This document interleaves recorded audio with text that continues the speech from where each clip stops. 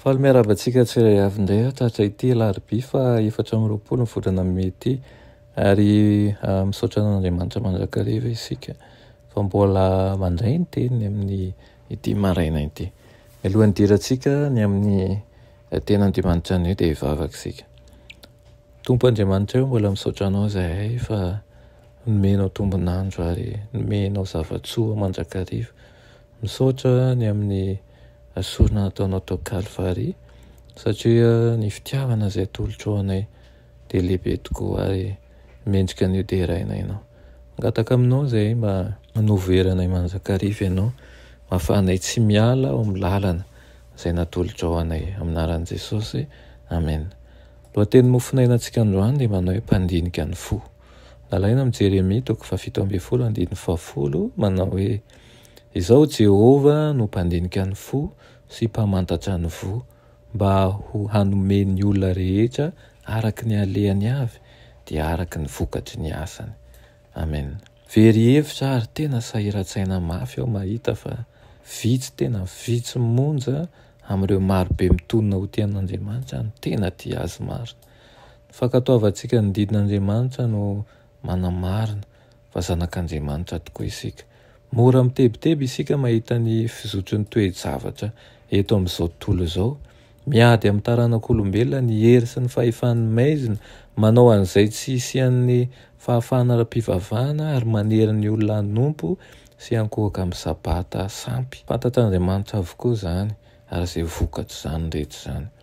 Faly tokoa ihany noho ny fahafantaran'Andriamanitra ny zavatsarotra tsirairay tsy maintsy lalovantsika satria mino azy isika ary fantatsika fa Andriamanitra izy dia fantatsika koa fa mahita lavitra mihoatra an'izay mety ho takatry ny fijerintsika izay voafetra izy. Ny idealy manko dia mbola lavitra noho an'izay mety ho takatry ny saintsika. Hainy avokoa ny mamaky ny fikasan'ny fo rehetra izay mikomy hanohatra an'Andriamanitra sy miray hina amin'ny anjelan'ny ratsy mba handingana ny olo marina. Hiara-miasa amin'ny herin'ny anjely ratsy rehetra ny olona ratsy fanahy na lahy na vavy mba hanafoana ny fahamarinana sy ny fahafahana ny fahamarinana. Tsy ho resy isika amin'izao andro asantsika izao, tsy ho kivy isika. Miharihary eo anatrehan'ilay mpandinika ny foa ny zavatra rehetra.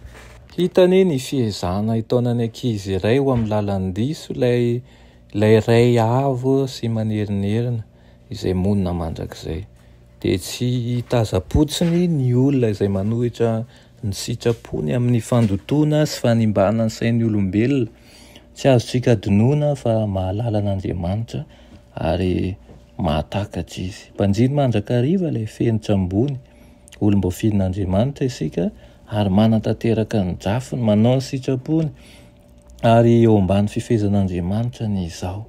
Tsy maintsy mibanjina an'i Jesosy isika, mahatoky azy, aoka tsy handiso fanantenana azy isika ny amin'izay mba handraindrainy amintsika. Ary ny lesona tsy maintsy ianarantsika isan'andro dia ny malemy fanahy sy tsy miavina am-po.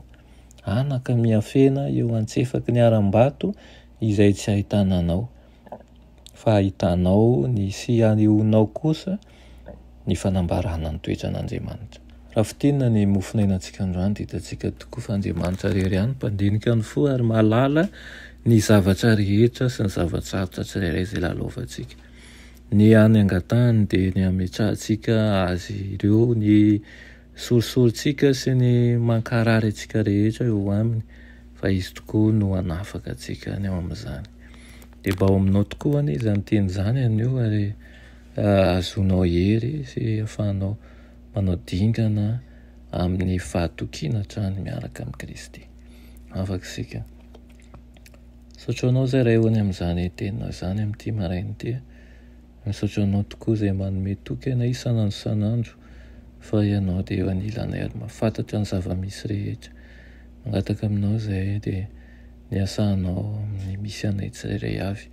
Amboary izay ho toanao, amboary izay ho anao ary amboary izay tsy hala amin'ny lalanao. Amin'ny anaran'i Jesosy. Amen.